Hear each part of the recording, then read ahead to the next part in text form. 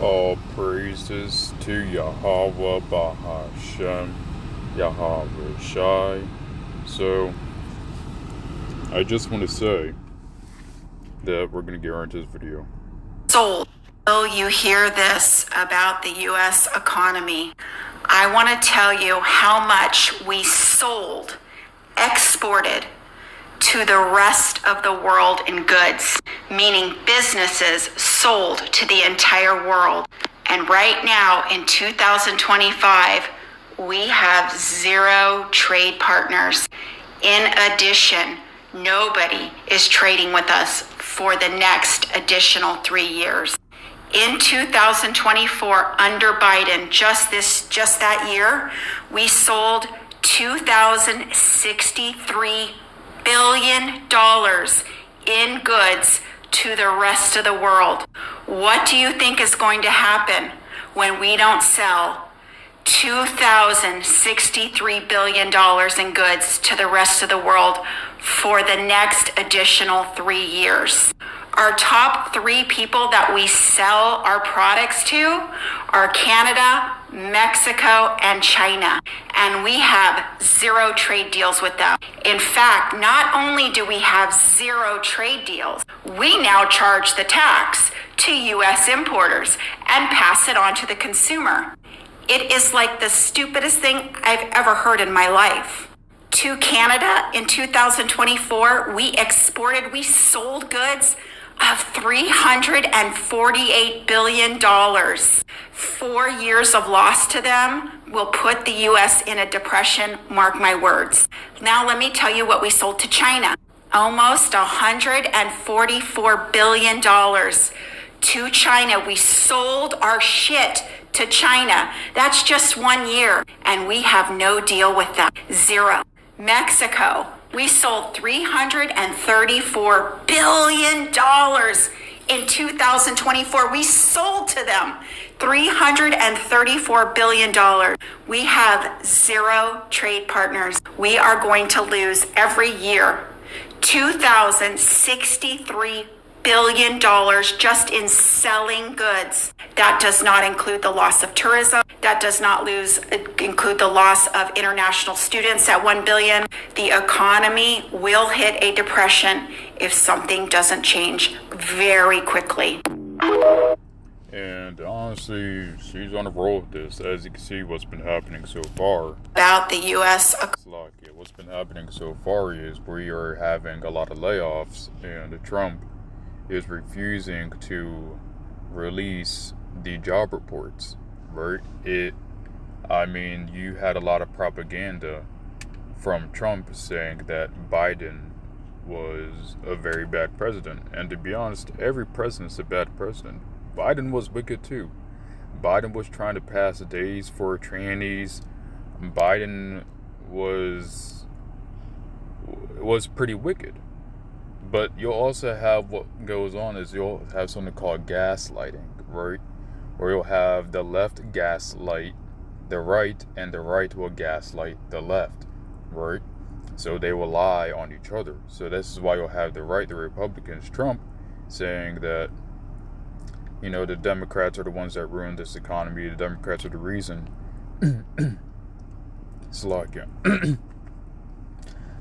You'll have Trump saying the Democrats are the reason the economy is ruined, and the Democrats are the reason why Trump inherited the bad economy, while on the other hand, you'll have the Democrats saying that the Republicans don't care about using money efficiently like they claim. And to be honest, both can be true, because they're both 2 sides of the same coin. Right? You see, the thing is, under Trump so far has gone away with the gaslighting the maggots, right, into believing that his economy is better. He so far has gone away with gaslighting people who watch news, thinking that America's about to take back power again. But a lot of people are seeing through Trump's lies. They're seeing through his BS. They're seeing that Trump is ruining the economy. They're seeing that how can you say you're America first if you just gave $40 billion to Argentina or $20 billion to Argentina, right? And then on top of that, you make a deal to buy Argentina beef, which lowers the cost of American beef. So now you have farmers that didn't mind being lied to, as long as Trump had that American first spirit, that white supremacy first spirit. But now, since it's hurting the pockets of the farmers, even they're getting sick of Trump, right? The maggots are starting to see through the smoke screen that Trump has caused. And so everyone's starting to see that Trump's literally ruining the economy so bad to the point that he won't even release the job reports. And not to mind you, we just had the longest government shutdown not too long ago, which lasted, I believe, correct me if I'm wrong, 35 days. Right? So let's get out of scripture. It says in Ezekiel chapter 7 verse 19, they will throw their silver in the streets. They'll throw their silver into the streets, and their gold will be treated as a thing unclean. Their silver and gold will not be able to deliver them in the day of the Lord's wrath. It will not satisfy their hunger or fill their stomachs, for it has caused them to stumble into sin. Right? And yeah, that's very true. What happened is a lot of people, they don't mind the financial pain as long as they get to live in sin and pleasure.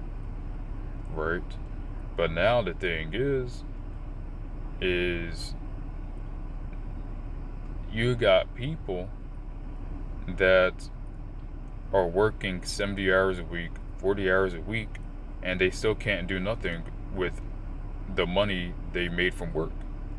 So their paycheck is seen as an unclean thing because you can't buy anything anyways. Right? For instance, what's the point of working if you can barely afford food, if you can't even pay your bills, right? If you can't even take care of yourself? You're going to be looking at that paycheck as an unclean thing, right? And eventually, when the day of judgment comes near, right, you're going to have a lot of people taking part in death when it comes to famine, right? You're gonna have a lot of people be taking part when it comes to that World War III that's gonna come on soon, right? Because they trusted in money, right, rather than in Yahweh, right? Let's get another scripture.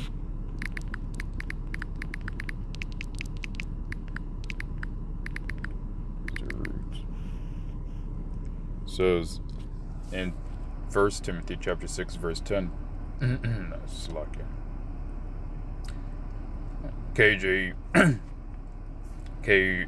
James Bible. For the love of money is the root of all evil, which some coveted after they have erred from the faith and pierced themselves through with many sorrows. Right.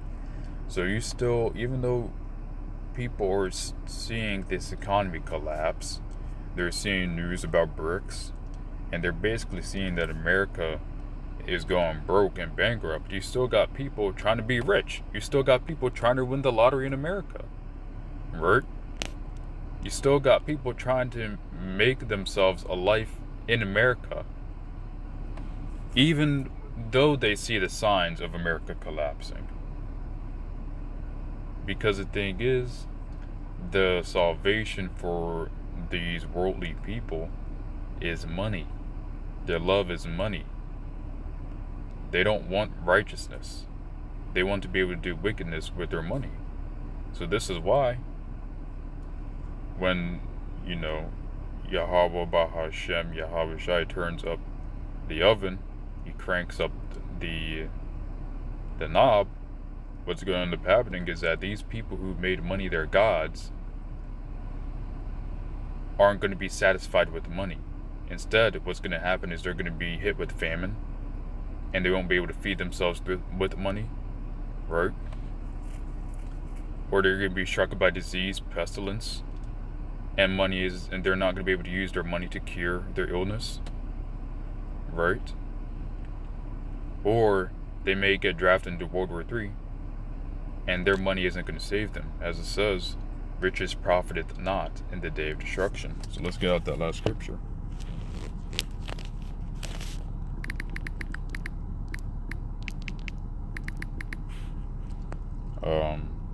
It says in Proverbs chapter 11 verse 4, which riches profit not in the day of wrath, but righteousness delivereth from death. Right. So if you're an Israelite and you're serving Yahweh Bahashem, Yahweh Shai, to the best of your ability, and really if you're the elect, you'll be delivered from death. Now we know that really it's through grace, because of Yahweh Shai, that we're able to really be saved by Yahweh Bahashem, Yahweh Shai, right? And we know that with these people that rely on their riches, when this wrath and destruction comes, the riches will not save them from anything. So it's a good news that, for the elect, it's very good news that this economy is crashing, and that there's really nothing that can be stopped to stop the economy from collapsing.